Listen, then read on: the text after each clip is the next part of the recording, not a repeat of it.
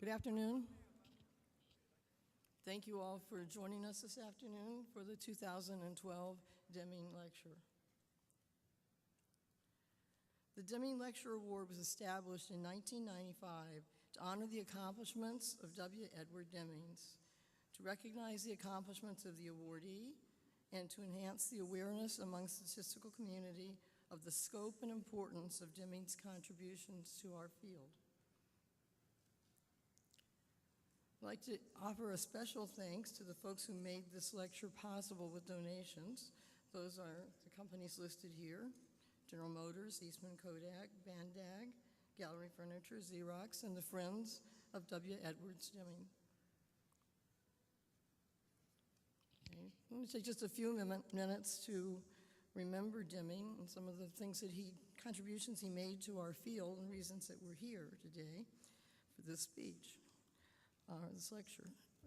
From his 1942 selection, Deming was an ASA fellow for some 50 years. In the area of survey sampling, Deming developed techniques for sampling that were implemented in the 1940 census. He wrote a seminal book on survey sampling in 1950, and his work on quality improvement provides the underpinnings for today's work on quality in sample surveys. In the area of business and industry, during World War II, Deming and his colleagues led seminars on quality control for wartime industries. His skills as an extraordinary data analyst, methodologist, and thinker about the foundations of learning from data earned him recognition as the leading analyst of data in the transportation industry. And he was a powerful and tireless advocate for the use of statistical methods and thinking for quality improvement in business and industry. And finally, in the area of management, Deming is best known for his post-war work in Japan and the United States and his subsequent quality management seminars. He developed and disseminated a theory of management that contributed materially to improved performance of enterprises in many countries, and over his long and illustrious career, more than 100,000 participants attended his 4-day seminars on quality management. Okay. This year, the 2012 Deming Award Committee asked C.F. Jeff Wu, professor and Coca-Cola chair in engineering statistics at Georgia Institute of Technology, to deliver the Deming Lecture.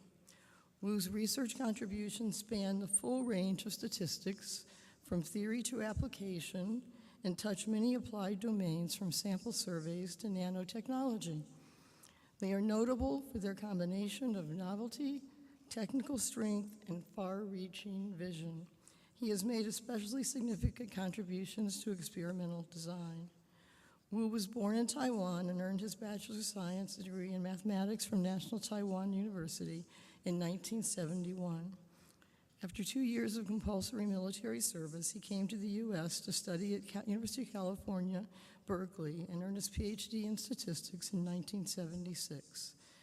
He was at the University of Wisconsin-Madison from 1977 to 1988, then moved to the University of Waterloo as the first holder of the General Motors NCERC Chair in Quality and Productivity from 1988 to 1993. He then spent 10 years at the University of Michigan before joining Georgia Institute of Technology. Over his academic career, Wu has served as the doctoral advisor for some 35 PhD students, 31 of whom are now professors or research scientists at national labs. Wu is a highly accomplished scientist. He is a fellow of the American Statistical Association, Institute of Mathematics Statistics, Institute for Operations, Research and Management Sciences, and the American Society for Quality, an elected member of the National Academy of Engineering. He has given numerous lectures, distinguished lectures at universities and conferences around the world, and he was previously recognized with the COPS President's Award, with the ASQ Sheward Award for outstanding technical leadership in the field of modern quality control, and last year he was awarded the COPS Fisher Lectureship Award for his profound impact on the practice of statistics. in part for his pioneer work in industrial statistics that has changed the way statistical studies are used to optimize products and processes. He is well known for his wide-ranging research in planning, analysis, and interpretation of statistical studies. He has made numerous significant contributions to statistical theory. His work on the resampling methods rekindled research activity in the jackknife and bootstrap and their practical applications in surveys. For instance, his work with John Rao on the bootstrap is now used for almost all Statistics Canada surveys. He has made significant contributions to the theory of the design of experiments and more broadly to industrial statistics. He revolutionized experimental design by developing a modern system based on minimum aberration and non-regular designs. His work in industrial statistics has been at the forefront of a U.S. quality revolution that began in the 1980s. A common theme is the development of novel designs and models with a sound statistical basis, which can be used to efficiently extract maximal information in industrial problems when time is short. Physical processes are complex, and every experimental run is costly. The genesis of much of this work comes from his extensive consulting collaborations with companies such as AT&T, Ford, General Motors, and Pfizer. Indeed, a hallmark of Wu's industrial work is the use of statistical design and analysis to solve a substantive applied problem. Okay, I'd like at this point to ask Dr. Wu and our president to come up to the stage.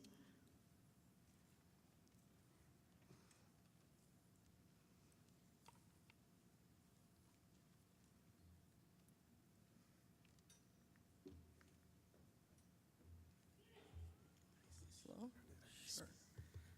Okay, so this award this year is for significant and numerous contributions to the advancement of the philosophy and teachings of W. Edwards Deming.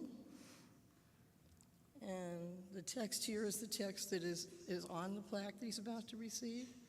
He's made outstanding contributions to the modern approach for designing and analyzing experiments. His work has had a major impact on a wide range of statistical methods, including factorial designs, sequential designs for dose-response models, and optimal design. His major contributions to quality improvement in the area of robust design for variation reduction is in the best possible spirit of the work of W. Edward Deming.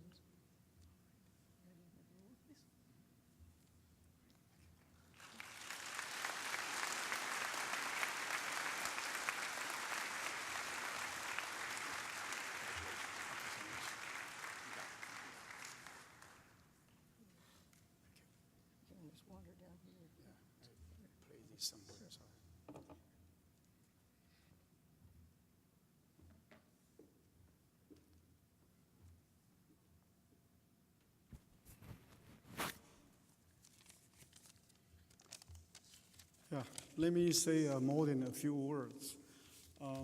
First, I'd like to thank the committee for bestowing such an honor on me. I'd like to use the opportunity here to acknowledge places I have studied or worked. I have a fortunate life and career. During a graduate study at Berkeley, I met several great teachers, including the late Jack Kiefer and my thesis advisor, Peter Bickle. I think Peter Bickle now is speaking in another room, so we are competing. My first job was at the University of Wisconsin-Madison, where George Box was a major inspiration. It was in Wisconsin I developed a Fisherian look of statistics and science. I also started doing work in engineering statistics. Then I moved to the University of Waterloo, Canada, to be the General Motors NSERC chair in quality and productivity. I was very fortunate in Canada to have General Motors of Canada as the proving ground to test some new research ideas. And I was relatively young at the time. I was always grateful to the trust they gave to me. My fascination and work in engineering statistics and quality improvement continued at the University of Michigan with its supportive manufacturing environment. And more recently, I've been doing work with high-tech implications at Georgia Tech. So I would like to use this opportunity to thank many collaborators and students who gave me inspiration and friendship. Last and most, I want to thank my wife, Susan, for her love and support. Thank you.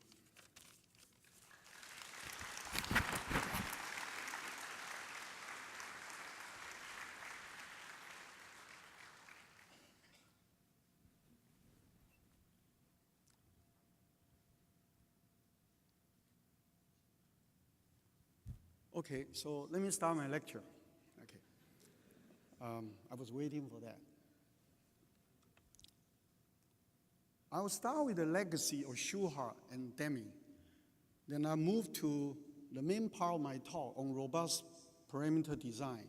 This was a technique, a concept and technique initiated by someone called Taguchi that some of you probably never heard in Japan. And the origin was manufacturing.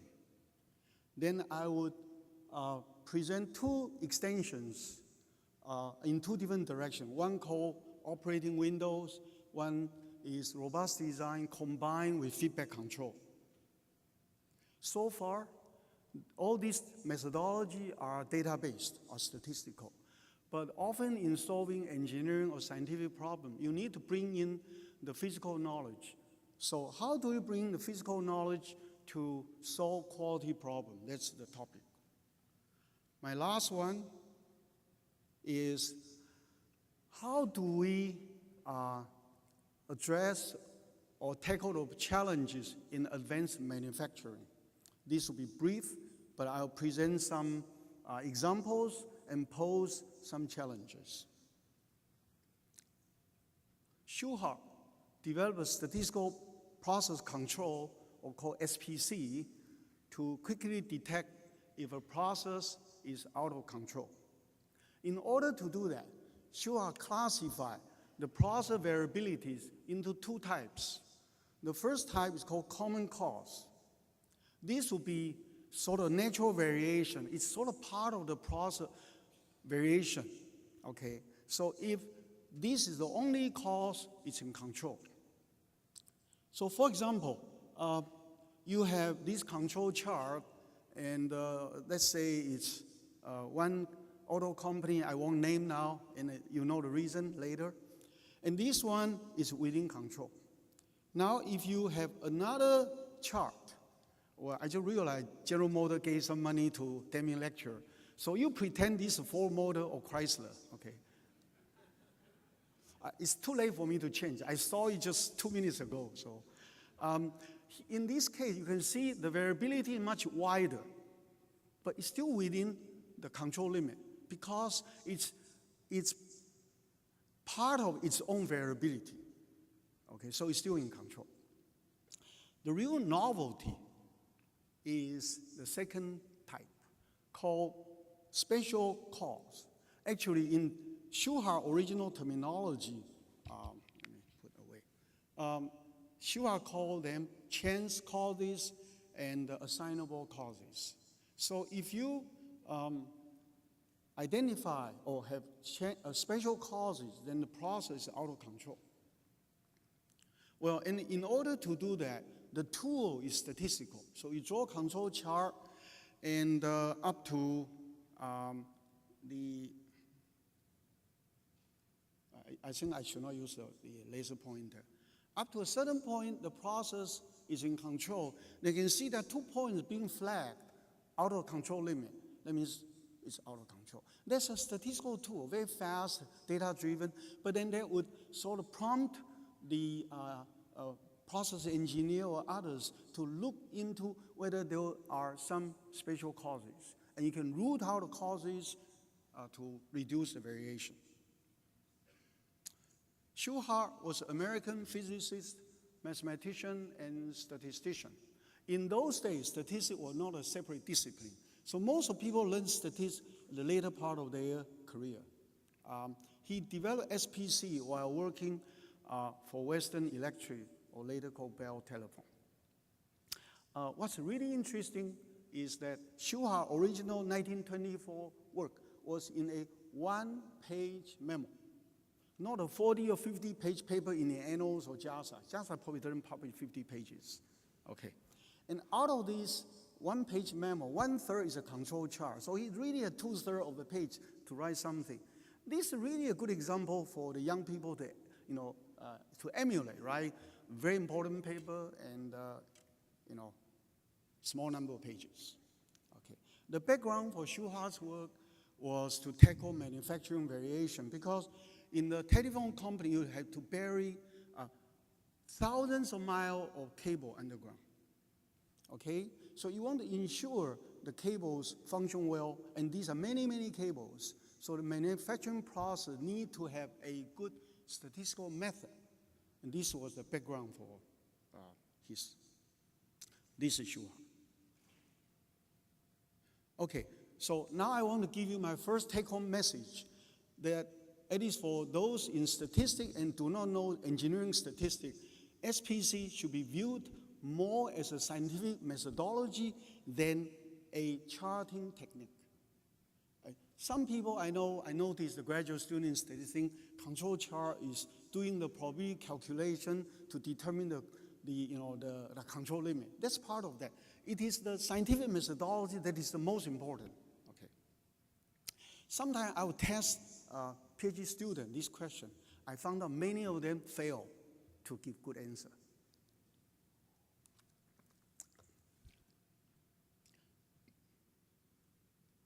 Then came Deming. Deming met Schuhart in 3 years later, 1927. And Deming was tremendously influenced by the new, at the time, SPC methodology. I should point out one thing that people may not recognize. Deming's major insight was to recognize that Schuhart's idea originally in manufacturing can also be applied to enterprises. And he actually did that much later, about almost 20 years, and he made a big impact in quality management. We heard that already. Deming, as Schuhart, was a physicist, mathematician, and statistician. He got a degree from Yale. He studied statistics with Fisher and Neyman in London in 1936. This part I couldn't find. Did he get his own money to study in London, or he got a US scholarship? That I don't know. Okay. So the Deming committee can tell me later. This is Deming. So he edited a book on statistical quality control, among other things. Deming's early work was really in survey sampling. He devised some sampling technique for the 1940 census. And also he's known for that so-called Deming's defense algorithm. It's an early work on iterative proportional fitting in categorical data. But of course, Deming really big impact, and he got a big name not for doing those statistical work or proving a few theorems, was his work in quality management. And that started with his many visits to Japan and lectures in Japan. So you wonder why I use this slide, because unlike some of my previous eminent Deming lecturers, I do not work in management. I don't know much about management. I couldn't make a lot of money in the B school. So anyway, I do some statistics. So I use this slide to justify what I'm going to do for the rest of my talk. Okay, now design experiment called DOE. If a process is in control but with low process capability, you can use DOE to further reduce the process variation. Of course, DOE was invented by Fisher and furthered by Yates and Finney and others before the Second World War. And after the war, the use of DOE in the industry became much more widespread, I think because of the industrialization worldwide. One major work was George Box's work on response surface methodology. And another one is what I'm doing today. Is another major development is by Genichi Taguchi. This is the Japanese name that if you want to practice some kanji, it's right here. There are 4 characters for you to remember. You can ask your neighbor who know kanji to explain to you, okay? So Taguchi pioneered the work on robust design, but there was this paradigm shift. Use DOE for variation reduction. And that's actually the major focus of my talk. Okay, so what is robust perimeter design? It is a statistical / engineering method for product and process improvement. This actually was invented by Taguchi probably in the 70s, and he tested the idea in Japanese industries. Taguchi was a consultant, never really a professor, but he was very innovative. But then in the 80s, if you remember, in the US, we have a lot of problem with manufacturing. So whoever coming from Japan will listen, because Japanese did everything right, we didn't do anything right at that time. Okay, so Taguchi came, and so he actually made this methodology has made considerable impacts in manufacturing, particularly in the auto industry and the electronic chip industry. So you notice the word autos and chips in my title. Okay, that's the origin. Of course, this also may impact in other industries. So this is Taguchi. Dr. Taguchi passed away about months ago in Tokyo. Okay, so what Taguchi did was to classify the factors in a system into 2 types. First one is control factors. If you choose the level of the factor, the value remain fixed, doesn't change. The next one called noise factors. Noise factor doesn't necessarily mean noisy factor. It means the factors' value are hard to control. So there are many, many types. So these are hard to control either during the normal process operation or during usage. So the idea of robust perimeter design in a nutshell is to choose control factor setting to make response less sensitive or robust, more robust to noise variations. In order to do that, you must exploit the control by noise interactions. So let me show you how. Okay, so we have here the noise variation. Okay, the blue curve, output is the red curve, the response to the output variation. And so the blue one is the noise. Now on top, the other arrow is the control factor. Okay. So if I want to reduce the output variation in the traditional way, you would reduce the input variation and obviously induce a smaller output variation. But this can be costly. Why? Because you may have to buy new equipment and doing a lot of other work. Or you say you use a German material, which is very expensive, because German workers are paid better than American workers. Okay, so, but on the other hand, you can do this. You would now, say the current setting of control is X1, and this is the relationship or the variation. By moving from X1 to X2, so remember, not doing anything to reduce the noise, the input variation. The blue curve remains the same, but it's just the nominal value from X1 to X2, and the red curve got reduced. Clearly, you just think about the simple mathematics, the X and the Z, the control and noise must be interaction for this to happen. So when George Box and I first read about it in the mid-80s, we saw it immediately as very original and not done before.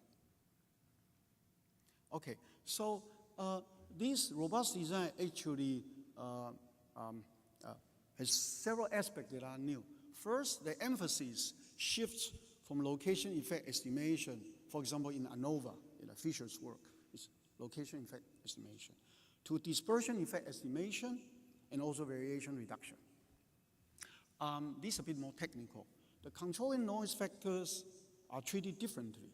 As I said in the previous slide, control noise interaction play a critical role. So it should be viewed as important as a control main effect and noise main effect. And that violates the effect hierarchy principle in traditional factorial design, which says the main effects are likely to be more important than the two-factor interaction and so forth. Okay, so this lack of symmetry actually also led to the development of new experimental design theory. The next emphasis of Taguchi was the use of performance measure for system optimization. Well, of course, we would say that's not new. If I want to optimize, I have a performance measure. But what he did was he has developed what I call the idiosyncratic signal-to-noise ratio. You heard about Taguchi's signal-to-noise ratio. He actually has, I think, a few dozens of signal-to-noise ratio. When I was in Canada, I and my student, we study almost every kind of signal-to-noise ratio under the sun. Some are good, some are probably not. In the simple case, probably should use a log variance. But in any case, the importance of the performance measure is not lost. It has made an impact on data analysis strategy. That is, when you model and analyze data, you also keep in mind your optimization objective. I'm going now to use a very simple example to illustrate robust design. This is a nano generator, and this is a joint work between my research group and the material group under Professor Z.O. Wang at Georgia Tech. Z.O. Wang is the inventor of nano generator.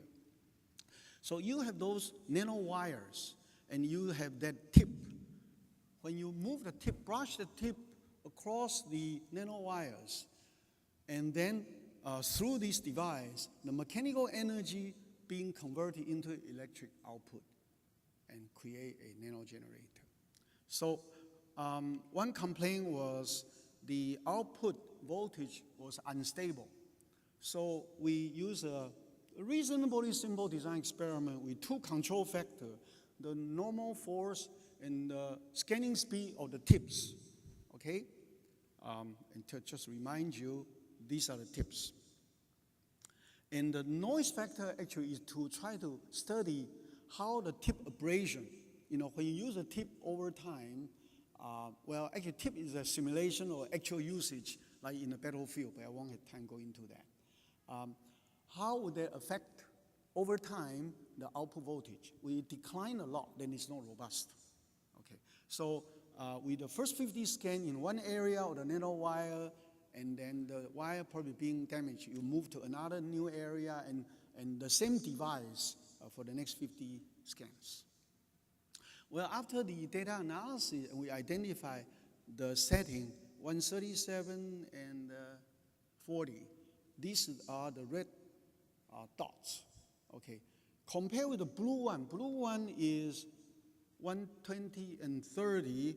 That's one of the conditions in the original experiment. That's a standard one they felt was the best, but not satisfied. So you can see that the new condition not only has a higher value, but very stable. But in the beginning, stability was the main reason for our study. So this is very simple, although it's called nano. To present here. I want to now talk about some further work inspired by robust parameter design. Two examples. The first one is called the method operating window. And this is very engineering to widen the designer's capability. Next one is to combine robust parameter design with feedback control so that you can conduct both offline and online adjustment, because design experiment is offline, but feedback control is online.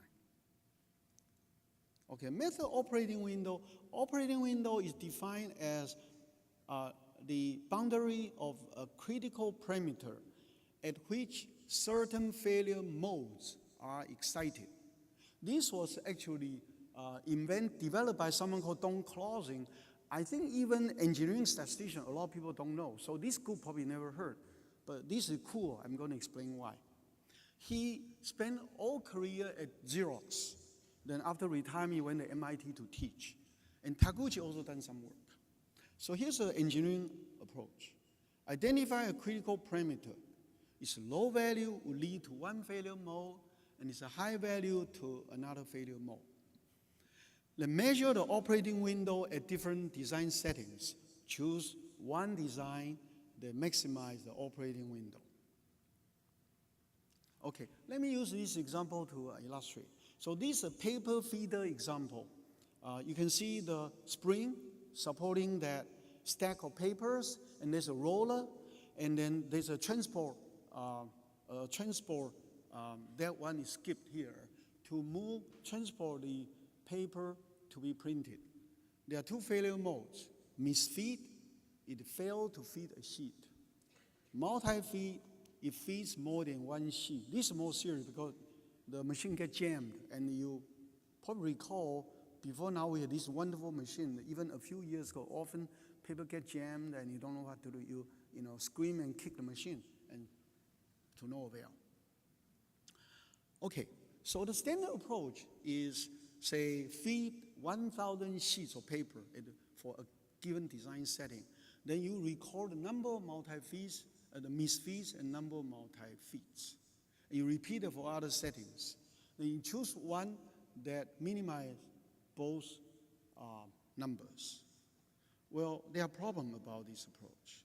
One, obviously, because the data is the Bernoulli trial, so you need large number of tests to achieve some reasonable statistical power, and thus it's difficult to distinguish between different design settings. Another problem is if you do that, you may get conflicting choice of levels. Setting that minimize misfeed tend to increase multi-feed. Okay, so the operating window approach. First, identify stack force as the operating window factor.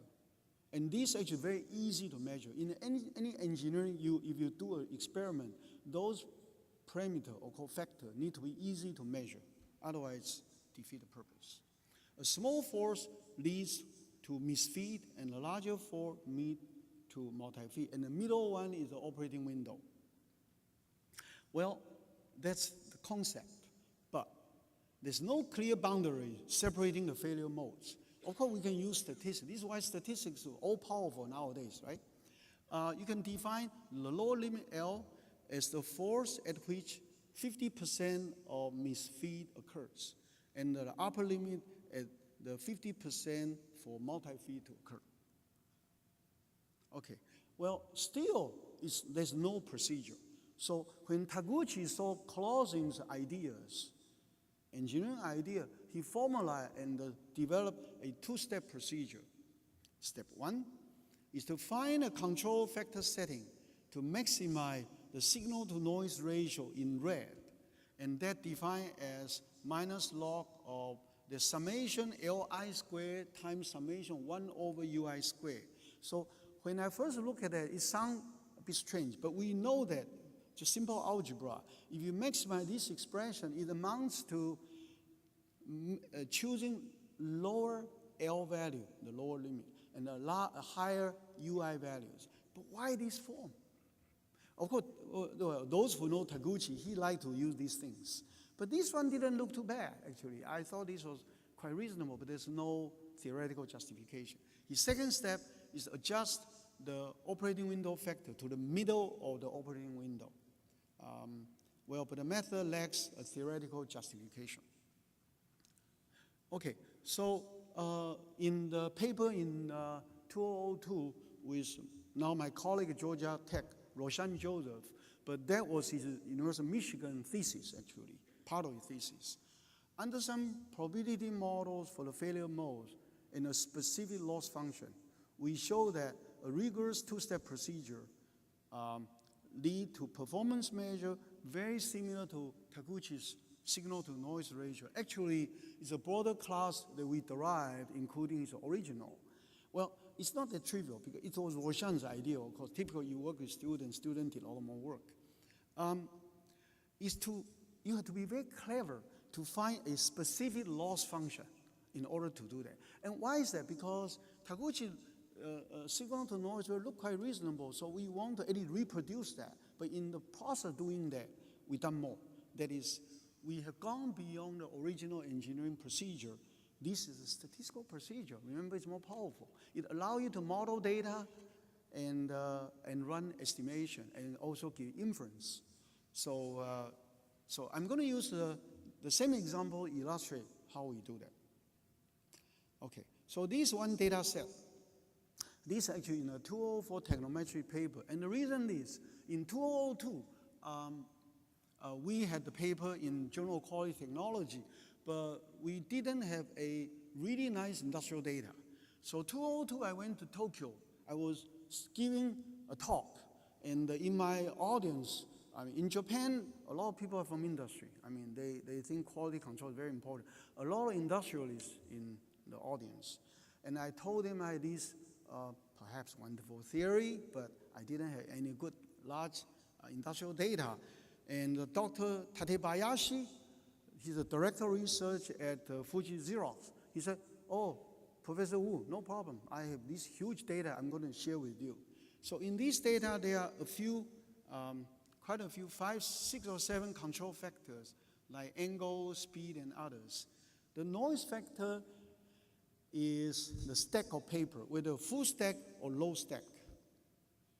Okay, so this data set actually, I won't go into it, but there are 18 rows, meaning 18 different combination of control factors using an 18-run orthogonal array, a non-regular design.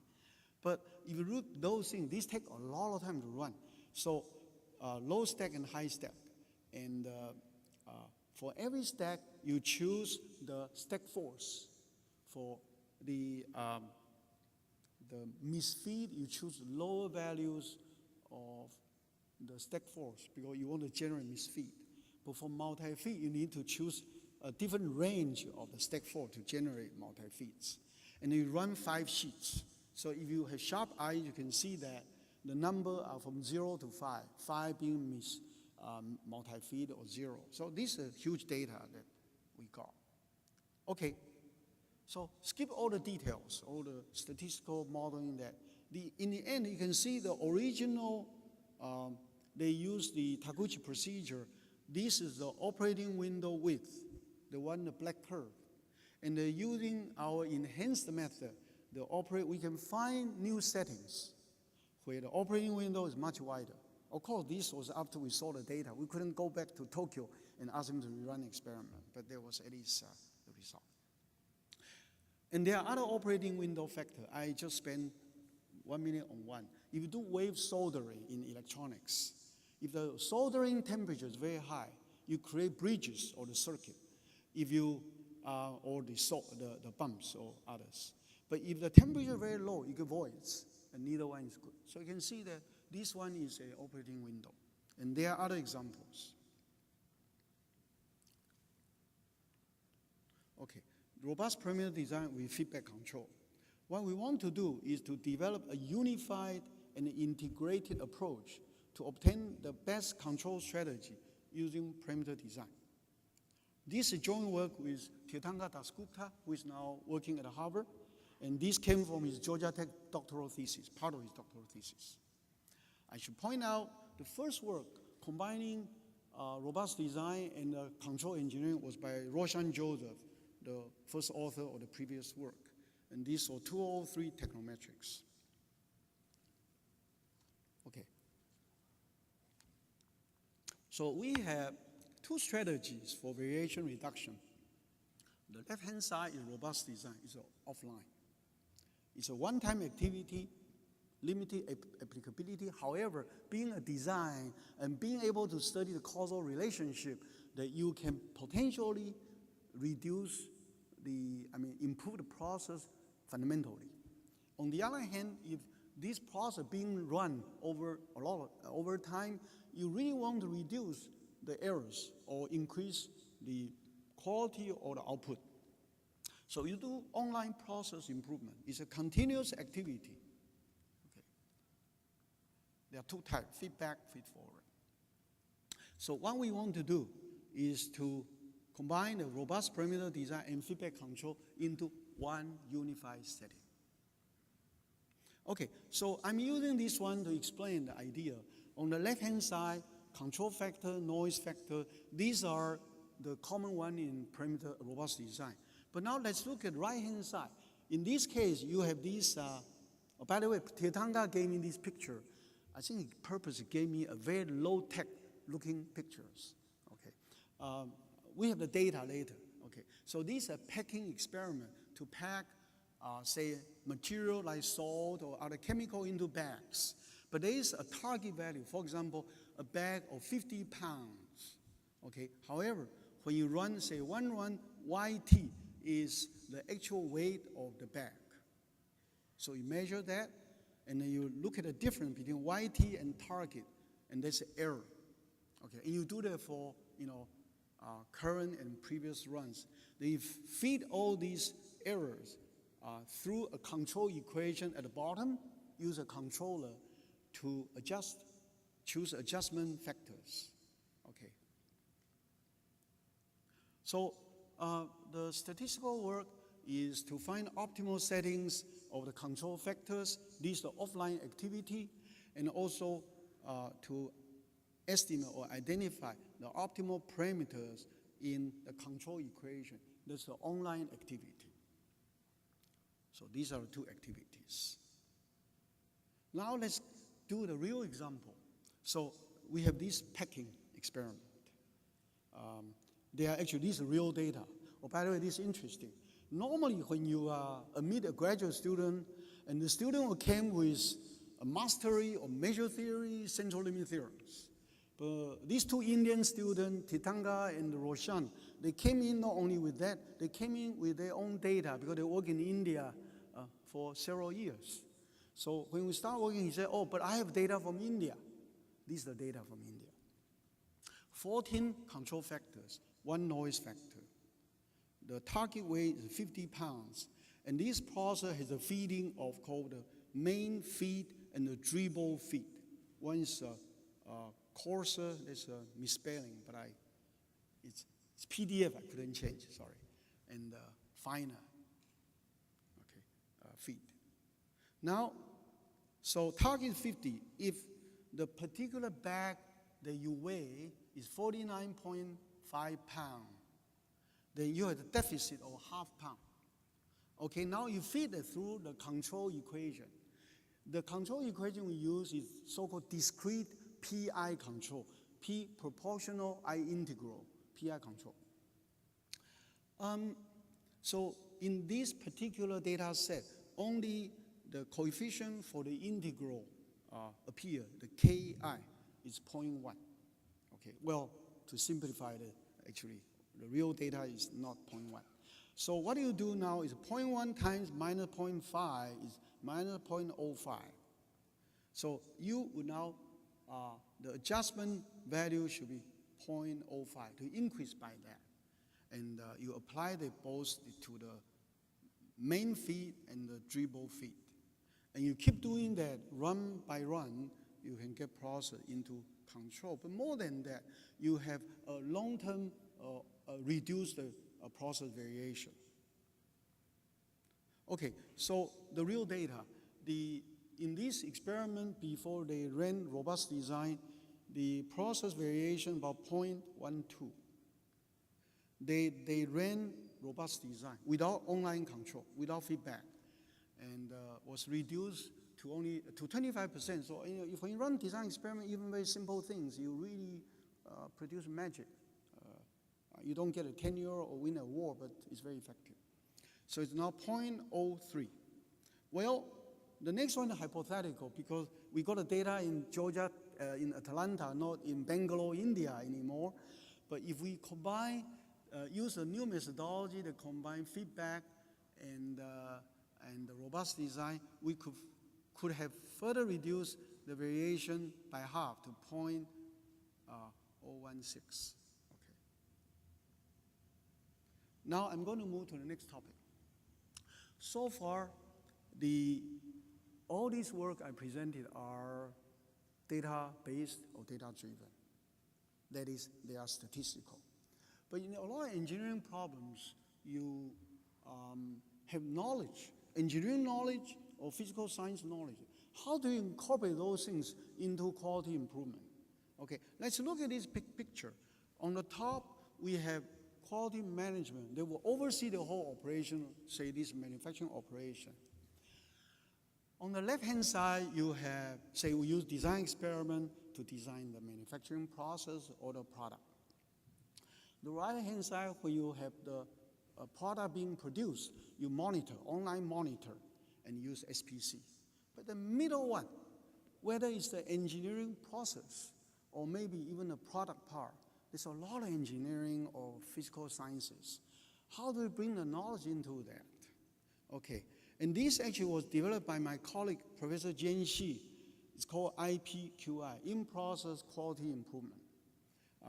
Professor Jian Xi did this pioneering work at the University of Michigan, and then later he moved to Georgia Tech. And he has produced many good students who are professors in industrial engineering in the US and Canada. So there are a lot of examples. I'm going to use one. So these are auto body assembly. So the frame you see is a auto body in white before the panels are being fixed to the body frame. So now you see the lower right box is database. Namely, you put sensors, you put different sensors on the auto body. You get data. Okay, you collect a lot of data. You can run analysis. Okay, but if you want to go to the upper right box, the root cause, but if you see problems, you want to identify the root cause, you cannot just do a standard SPC. You need to bring in the knowledge. So you need to have the engineering knowledge to allow you to do a diagnosis reasoning. Okay, so engineering, well, you may use a hierarchical structure model of assembly process like this one. Statistics ranges from the very simple clustering, correlation, hypothesis testing, to some more elaborate techniques. Now let me be more specific. Let's look at this one. Pretend this is a door panel that you try to fix into an auto body. Okay, this door panel has two pins. You read P1 and P2. Okay, lower left, lower right. Three clamps, C1, C2, C3. Okay, lower left, lower right, upper right. And now you have three sensors placed at three locations, M1, M2, M3. So the data come from M1, M2, M3. So there are possibly 5 different faults. 2 pins, 3 clamps. Okay, let's take the second one, much easier. Actually, I have one more slide. I worry about my time, but I can explain that. Go to the second one. If pin 2 fails, pin 1 actually still work. So now you see the rigid body motion if the door panel kind of move, because P2 does not fix the panel. It's a rigid body motion. So you can do a lot of calculation. Okay, so the solution is a fusion of knowledge and data. That is, you do principal component analysis based on the measurement from those sensors, computer eigenvalue, the eigenvectors. Then you've done some more, a little bit more mathematics based on the rigid body motion and the knowledge about this particular door panel. So you can relate a diagnostic vector. It's a vector that will tell you it's fault 1, fault 2, or fault 3, and relate to the eigenvalue and eigenvectors. Okay. There are other examples. Let me go to the second one because of time. So here you have a wire slicing problem. You want to model the wafer profile. So it's a spatial data, spatial, and statistic-wise, we can use a Gaussian process model.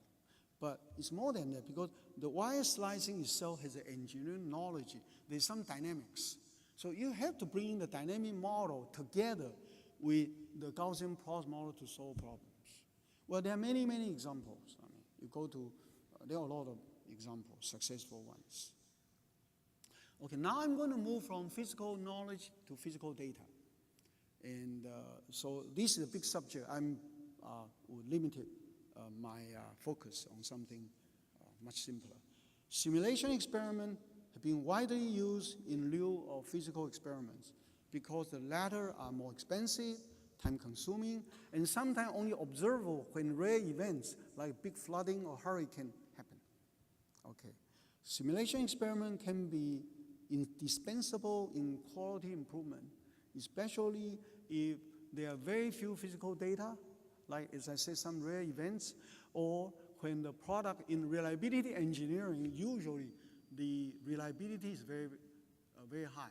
Therefore, if you run experiments, you don't generate many failures. Well, so I'm going to use one example much simpler, that is to validate finite element experiment with limited physical data in fatigue life prediction or solder bumps in electronic packaging or chips.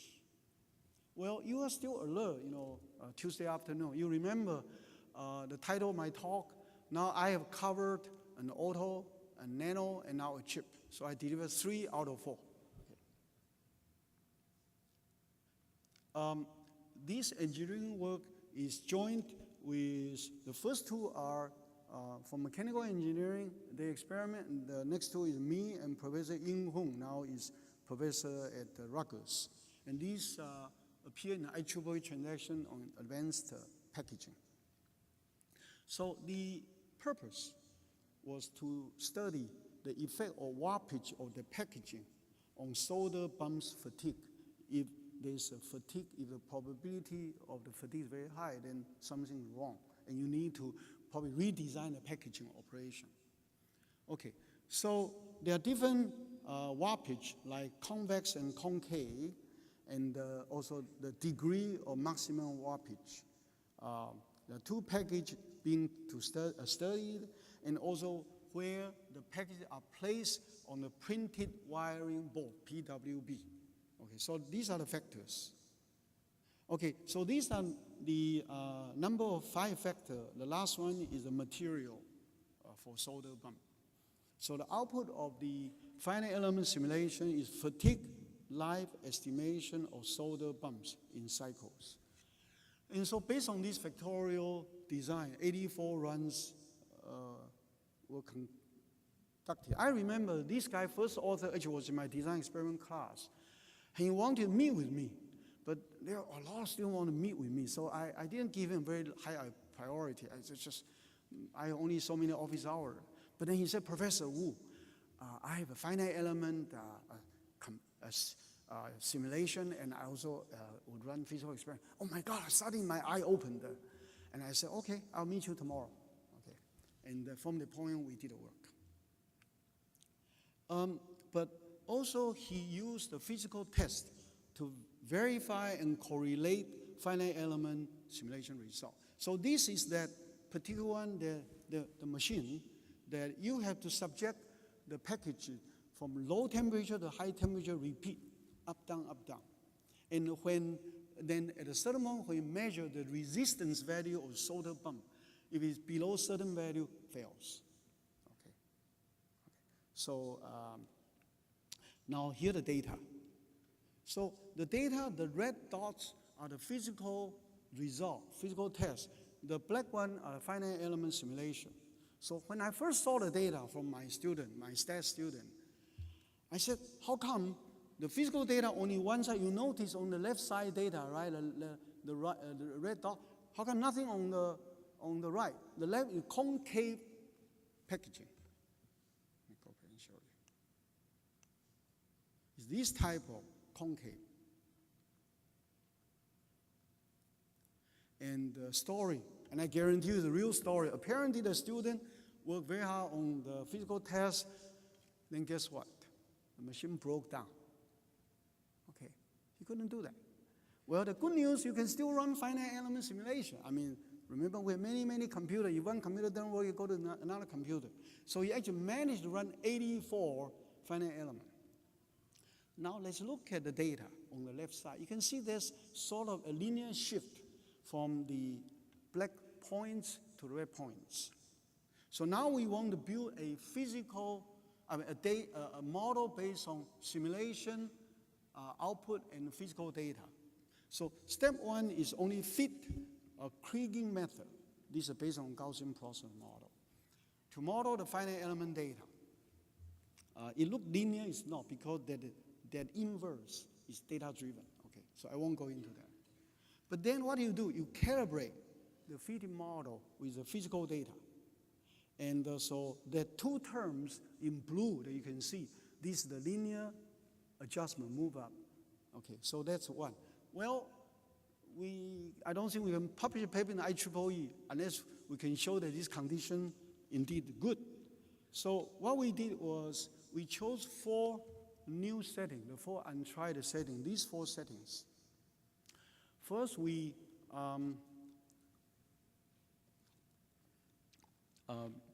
run the finite element and make adjustment based on the model that we fitted. So that's the column, the column with fatigue life. Okay, but then we want to run physical.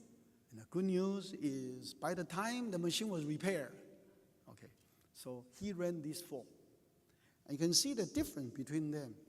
The percentage is very low because if you go back to the data,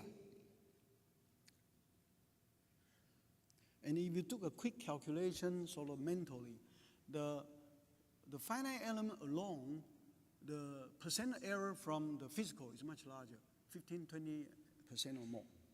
So this is very satisfactory. Now my last topic, advanced manufacturing. I really want to do work in this area, but this is also a very high threshold to do good work. The typical features in advanced manufacturing, 3. Small volume, many varieties, and high value. For example, you make bio device like stent. Every stent is very expensive, but there are different types. Okay, so this is not like automobile or electronic. You have thousands of them. So think about the mathematics will be different. But I'm going to give you one example, very recent one, and if you're in engineering, you know this is very hot. And even to give you a more dramatic situation, it's called additive manufacturing or 3D printing. So here, this of course is a very simplified picture. First one is a nozzle, fixed position. We inject molten plastics. Then the plastic get deposited. Okay, but you want to print a part of any shape. So the shape of the part is stored, the digital file is stored in a computer. So you print that layer by layer, and the shape of it is driven by the movement of the digital file. Okay, now imagine you're in a battlefield, and I don't want to name a country because we feel bad about that. So let's pretend it's a hypothetical country, and you need to some parts. Well, then the closest one may be Kuwait, and then next one is Germany, and then back to US. But you need it right away. If you have this little machine called a 3D printing, you can print the parts. Okay. Of course, this situation that I just described is a lot more extreme than what is well known in semiconductor called a run-to-run control. There, of course, the small volume is not 2 or 3. Actually, it will be a few hundred or something. So those things, you go to mechanical, electrical engineering, and also in quality control, people have done that. Okay, so that's one example. I'm going to show you in the next 2 slides, 2 other examples. Scalable manufacturing process, namely, how do we scale up from lab to pilot to mass scale production? Mass scale is where you make money, okay? And another one is bio-inspired materials. I'll be very brief. But let me just pose a question. In such situations, they're very different from traditional manufacturing. What new concepts and techniques are needed to tackle this problem? I have no idea, okay? And I think for the young, aspiring researcher, this will be challenging. You make a big name, maybe as big as Deming. Okay, but one little thing I know is I expect a lot more use of computational and statistical modeling and simulation in such endeavor. Okay, but what else? I mean, these are the use, but any conceptual, new paradigm or some concept. And remember, I start my talk with Schuhart, although it seemed to be a cliche, Schuhart, we all know Schuhart's work. But you had to go back to 1920 to appreciate Schuhart was a revolutionary work. You always go back to appreciate the work in its own historical context. Otherwise, you cannot do good research. Okay, next one. So this one from my colleague Jane Shi, but this one he did at Georgia Tech. It's a nano powder. So the purpose is to move from 1 kilogram per day production to 1,000. If you can do 1,000, of course, you make a lot of money. I mean, the commercial production, your company will go to the stock market.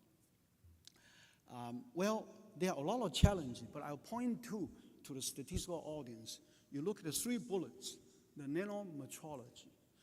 When you have nanomaterial, when you measure the dimension of a nanomaterial, whether it's a nanowire, nanobells, nanosol, and there are many nano shapes, you use some very expensive equipment, like SEM and others, these different electronic microscopy.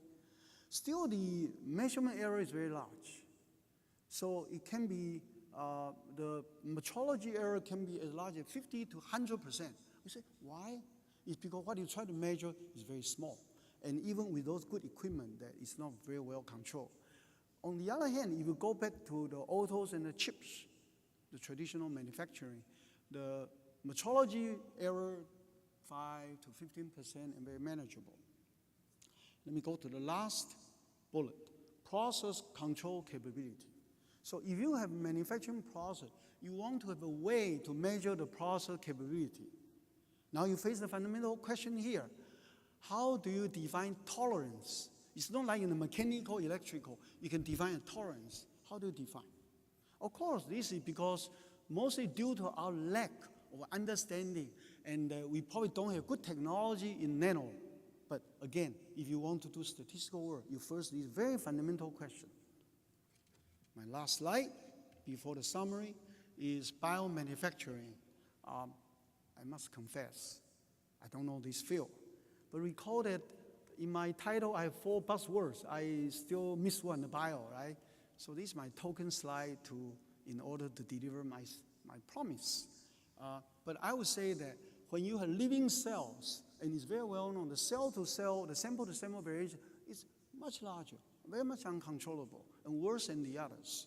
So if you want to have a commercial scale biomanufacturing, how do you develop efficient, scalable, and robust technology? And this requires not only the engineering technology, it requires some supporting statistical, the quality control ideas, and I have no idea.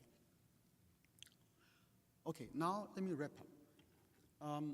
Quality management has made major economical and societal impacts. Quality engineering is the lesser known cousin. It's not as famous, but it has helped improve quality and reduce costs. Witness the revival of U.S. auto industry in the last 2 years. It's not just by reducing the pension costs or the UAW. It's more than that. The quality has gone up. Next one, design or statistical design experiment is a glorious history, starting with Fisher's work in agriculture to chemical, manufacturing, and high technology. My last point, I expect wider use of simulations in high-tech applications, but I think we need to further develop new concepts and paradigms which are not found in traditional work. Thank you.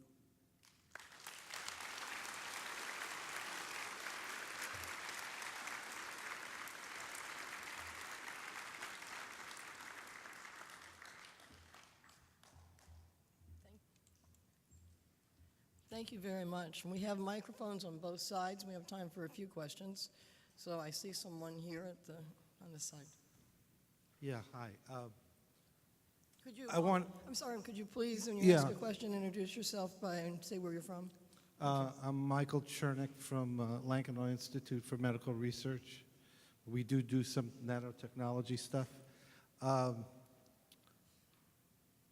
wanted to first compliment you, Jeff, for your unique talent of being able to take complex ideas and decompose them into really simple pieces that people can understand.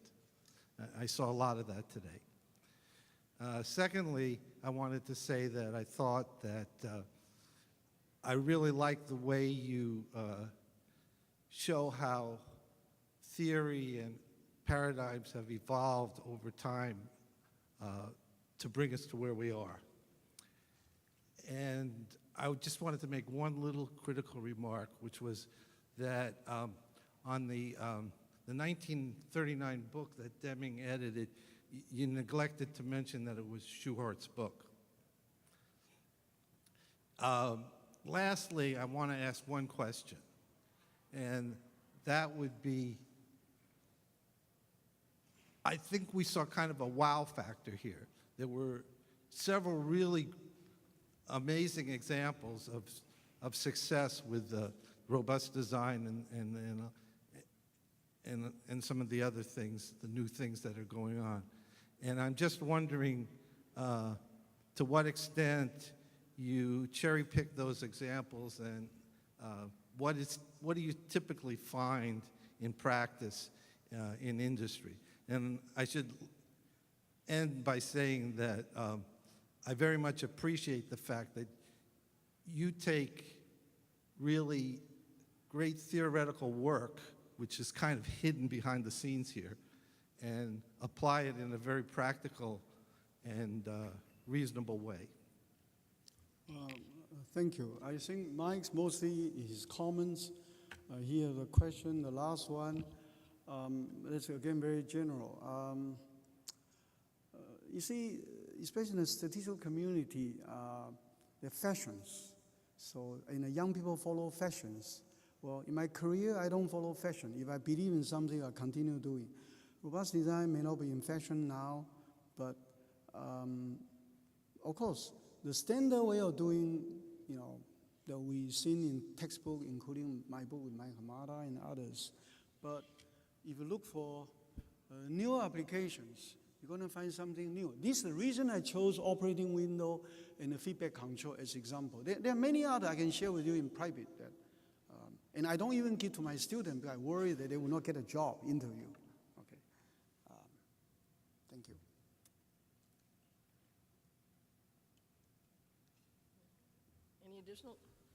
Any additional questions? Okay, well, I'd like for you all to join me once again in thanking Dr. Wu for his lecture.